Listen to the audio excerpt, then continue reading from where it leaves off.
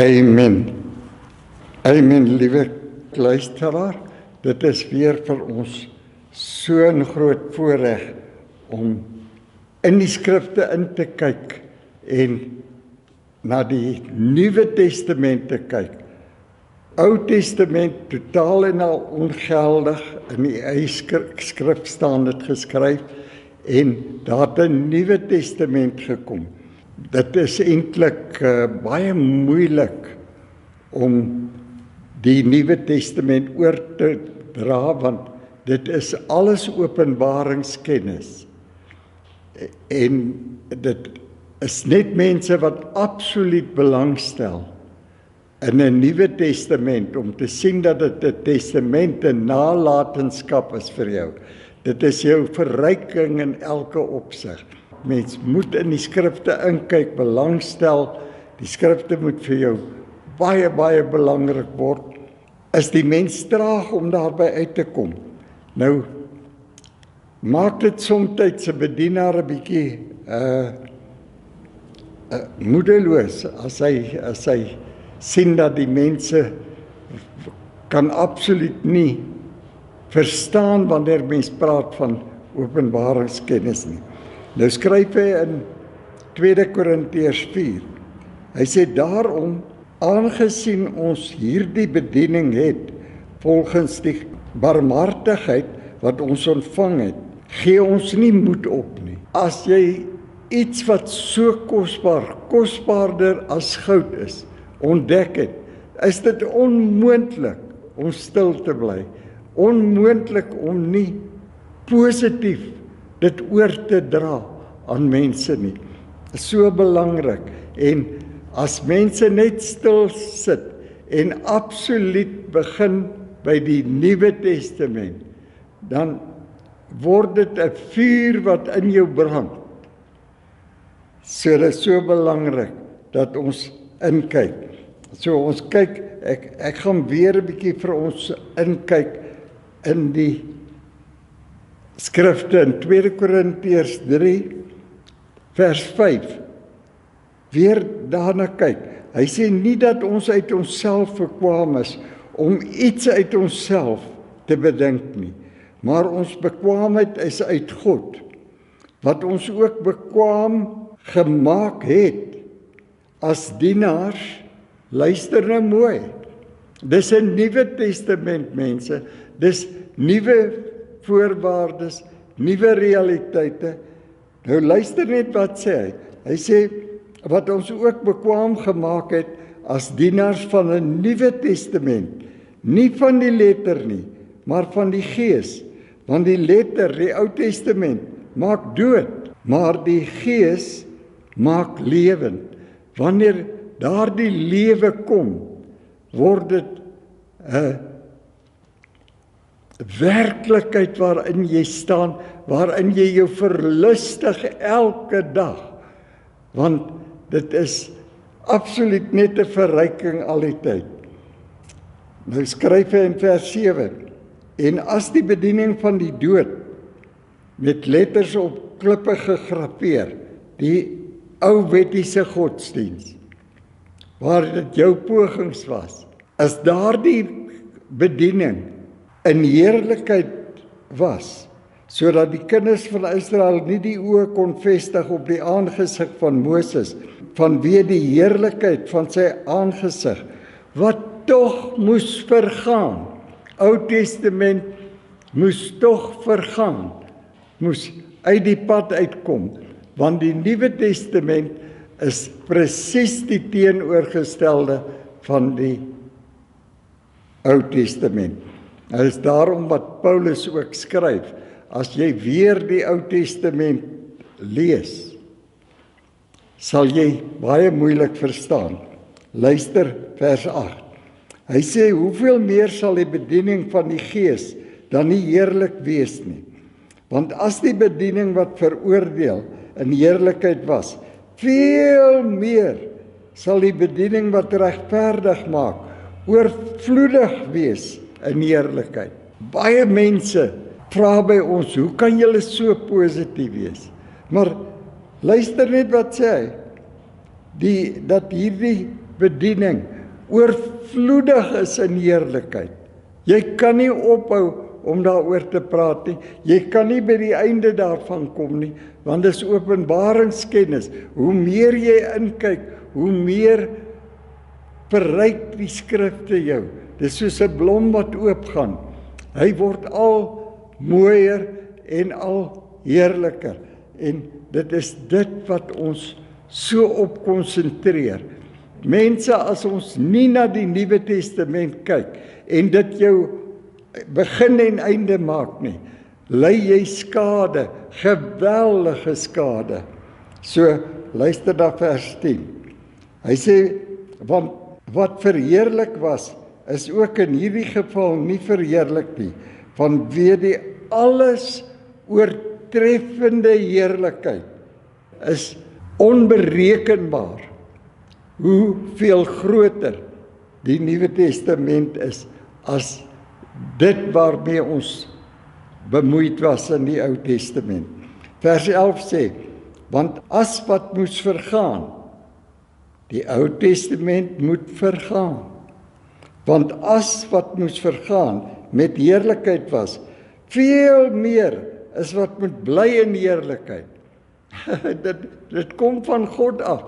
Hy gaan van een heerlikheid na 'n ander.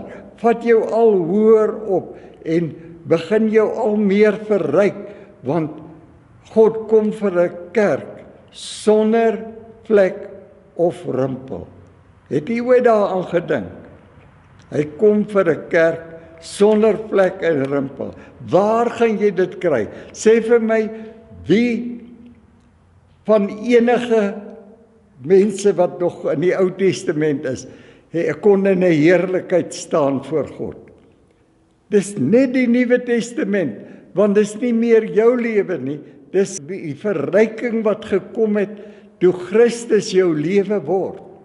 En jy moet nou toelaat dat Christus ryklik in jou. Dis jou voorreg. As jy nie daardie rykdom in prinsip aanvaar nie, dat Christus is die volle rykdom van God wat na jou toe gekom het, dan gaan jy altyd in pogings wees en dit gaan nie werk nie. Jy gaan absoluut elke keer moedeloos word as jy na jou eie prestasies kyk. Vers 12 sê, terwyl ons dan sodanig gehoop het, gebruik ons baie vrymoedigheid. Jy het die grootste vrymoedigheid, want dit is nie meer jou bekwaamheid nie. Dis die bekwaamheid wat God aan jou toebedeel het. Dis dit wat hierdie groot God jou mee kom verryk het. 'n heerlike rykdom, wat in ewige, kan jy dink in die ewigheid, selfs 'n ewige erfdeel het. So verryk, dat jy nie die einde daarvan sal ken nie.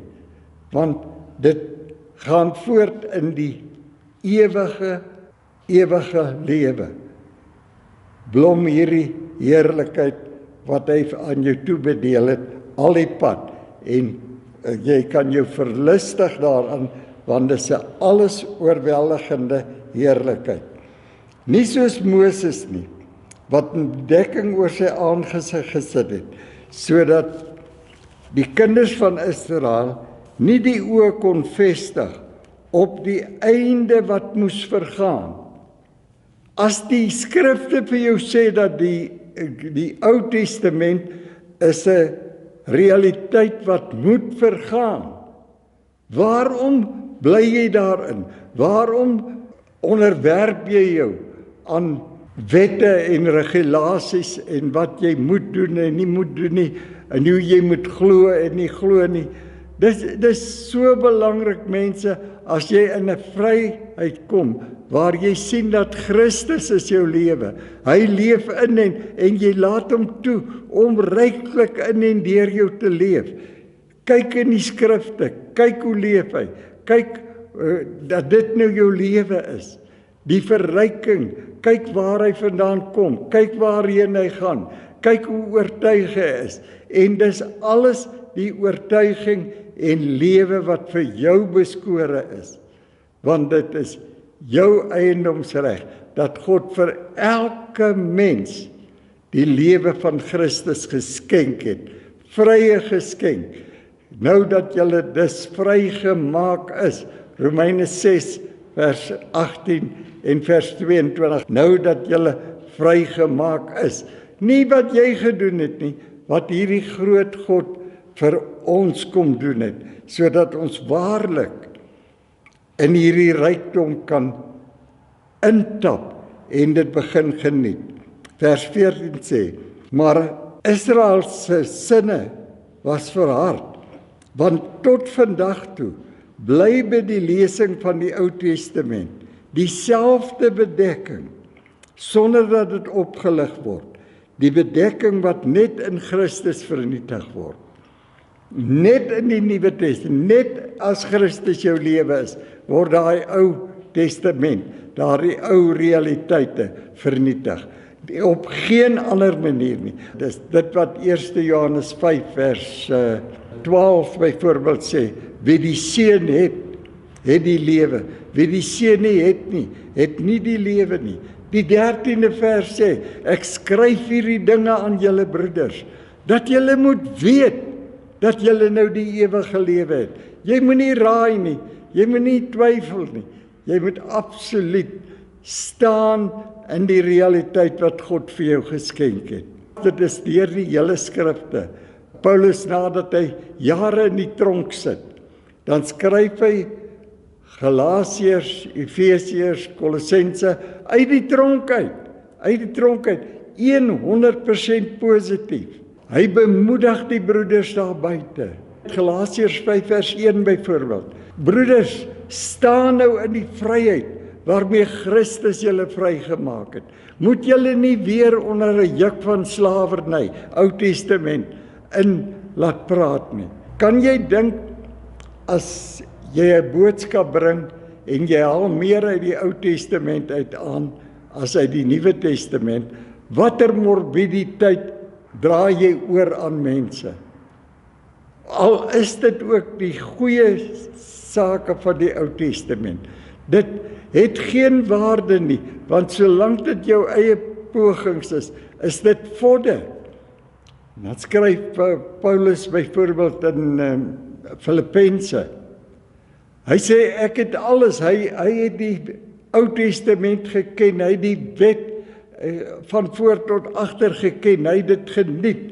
Maar toe hy hierdie werklikheid ontdek, skryf hy, ek het al daardie ou dinge as drek beskou. Kan jy dink dit van die Ou Testament te sê?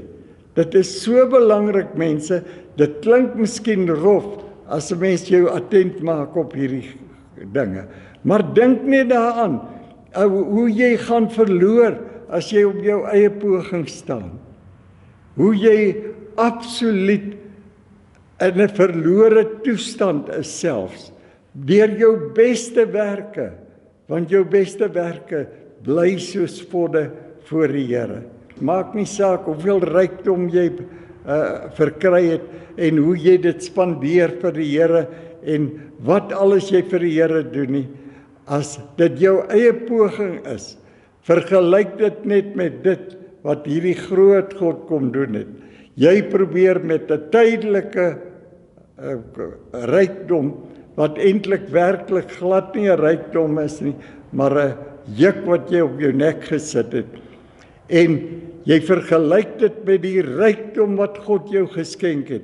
'n Ewige vryheid, 'n verryking wat onnaspeurlik is, wat so groot is. Mense, ons moet begin kyk na die Nuwe Testament. Ons moet absoluut 'n poging aanwend om absoluut net te bly in die Nuwe Testament, net uit die Nuwe Testament te quoteer, en jy sal gou agterkom wat die geweldige verandering is en hoe voorspoedig jy kan wees in dit wat jy weet, wat geskenke is en die pogings van jou eie nie. So die 15de vers sê, ja, tot vandag toe, wanneer Moses gelees word. Nou dis staan in elke mens se Bybel, vers 15. Luister net mooi daarna. Hy sê, ja, tot vandag toe, wanneer Moses gelees word, lê daar 'n bedekking oor jou hart. Jy sal nie verstaan nie. Dis so belangrik, mense, dat ons sien daardie verskil van eie pogings en geskenke van God. Dis twee wêrelde uitmekaar uit. Jou eie prestasies en dit wat hierdie groot God kom skenk het vir die mens deur sy prestasie aan die kruis van Golgotha. Daarom wat hy skryf dat die kruis is absoluut die krag van God tot saligheid. Absoluut, daar's 'n rykdom in daardie kruisiging wat onberekenbaar is. Want alles wat God se was, word joune. Dis 'n verbond, 'n testament wat God met die mens maak. Alles wat syne is, word joune. Alles wat joune is, word syne. En kan jy dink wie's die beste daarvan af? Dis so belangrik, mense, om nie meer in armoede te leef nie. Vers 16 sê, maar wanneer hulle tot die Here bekeer, word die bedekking weggeneem. Die Here is die Gees, nie die vlees nou nie. Die Here is die Gees. En waar die Gees van die Here is, daar is vryheid. Nou, ons weet dat Johannes 6:63 sê hierdie woord is gees en lewe. As jy in die Gees wil lewe, moet jy absoluut uit die Nuwe Testament uit lewe. Jy moet absoluut die Nuwe Testament ken en absoluut die Nuwe Testament quoteer in elke situasie. Is dit 'n dagvaardiging wat jy kry? Is dit 'n siekte wat na jou toe kom? Is dit armoede wat jou in die gesig staar? Is dit droogte? Wat dit ook al is, kan jy altyd na die voorspoed kyk wat hierdie groot God jou mee verryk het en deur die natuurlike riem met sy negativiteit teen te staan, kan jy absoluut in 'n verryking lewe dag na dag. Maar jy moet in die woord lewe. Jy moet deur die Gees lewe. Dit wat God vir jou gedoen het en nie dit wat jy vir God moes doen nie. Vers 18 sê, en terwyl ons almal met onbedekte gesigte, soos in 'n spieël die heerlikheid van die Here aanskou, word ons van gedaante verander na dieselfde beeld. Jy begin sien hoe dat hierdie groot God in en deur jou begin lewe, omdat jy jou beoefen. So baie keer het mense al dit probeer verduidelik, dit vergelyk met die natuurlike as jy na 'n gym toe gaan. As jy wil 'n kragman word en as jy 'n liggaam wil tentoonstel, dan moet jy oefen. Net so is dit. As jy nie jou beoefen in die skrifte nie, as jy nie gedurig inkyk, en dit is so belangrik om weg te kom van ou tydse tradisies en absoluut begin met nuwighede kennis maak en kyk hoe die skrifte vir jou oopgaan, die skrifte vir jou begin blom en jy begin sien dat daar nuwe positiwiteit, nuwe versekering, nuwe aanmoediging, nuwe 'n toekoms vir jou is in die skrifte.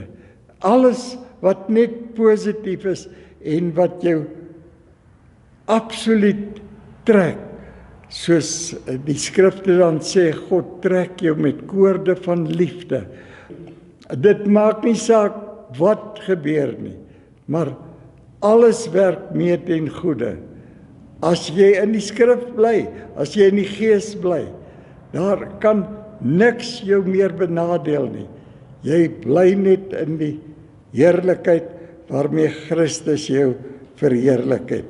So nou begin hy sommer in die 4de hoofstuk. Dan sê hy, daarom aangesien ons hierdie bediening het, volgens die barmhartigheid wat ons ontvang het, gee ons nie moed op nie.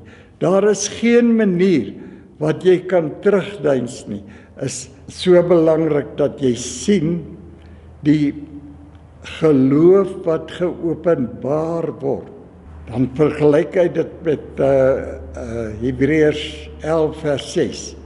Sonder geloof is dit onmoontlik om God te behaag.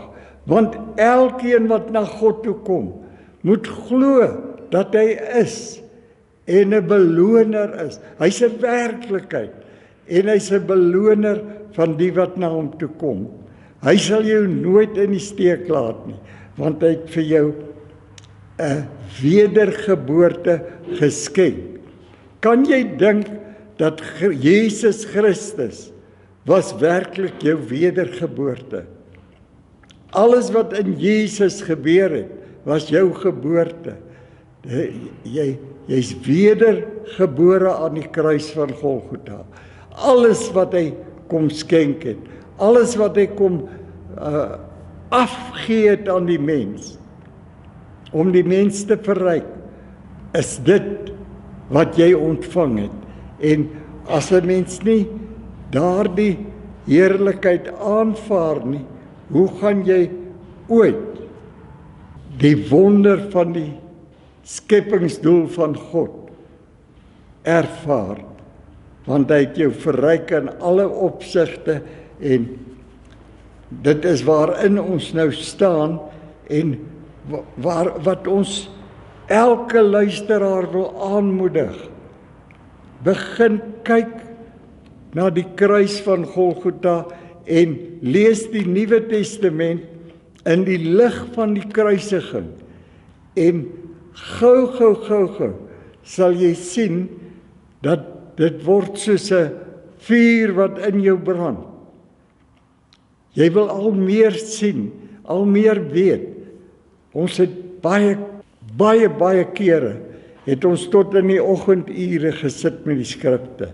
Dis so belangrik, mense, dat ons inkyk en selfs moeite maak om seminare by te woon en al die vernuwing te sien wat soos dit geopenbaar word aan die mens. Prys sy groot naam. Amen.